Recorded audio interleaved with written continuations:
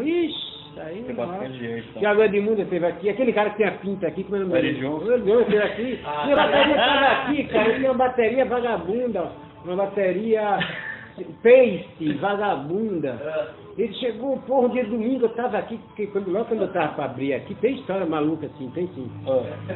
Ele tava hospedado aqui, ó, nesse flat, e o Edmundo.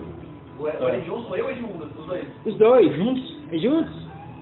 Aí ele tava aqui, ele falou, porra, bicho, essa matéria aí é maluca, posso dar uma olhada? Pô, o cara entrou aqui, meu irmão. Sentou aqui, fez um barulho do cão, bicho. O Edmundo. Você é um moleque. Porra do caralho, agora passa a máquina aqui no meu cabelo. Quanto tempo tem isso? Ah, isso aí tem uns 14 anos. Ele tirou o som da bateria? Não tirou, mas fez aquela barulheira, não é um som que a gente conhece, né? Fez aquela prato.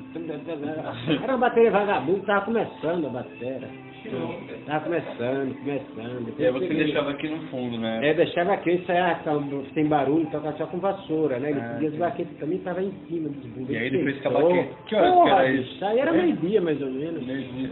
Deus é louco, muito louco, cara. O cara não é uma pessoa, é um figura, cara. É um figura, cara. E o Edmundo ficou... O Edmundo foi quem veio jogar no São Paulo e ele tava jogando no Vasco. O São Paulo até perdeu nessa época. Foi lá no Morumbi. Aquele dia eu fui nesse jogo, né? E ele tava esperando aqui no flash, ele teve aqui, Entendi, mas o Edmundo é mais tranquilo. Não, ele é muito sossegadão. Ih, muito sossegado. O Edmundo fica mais doidão, né?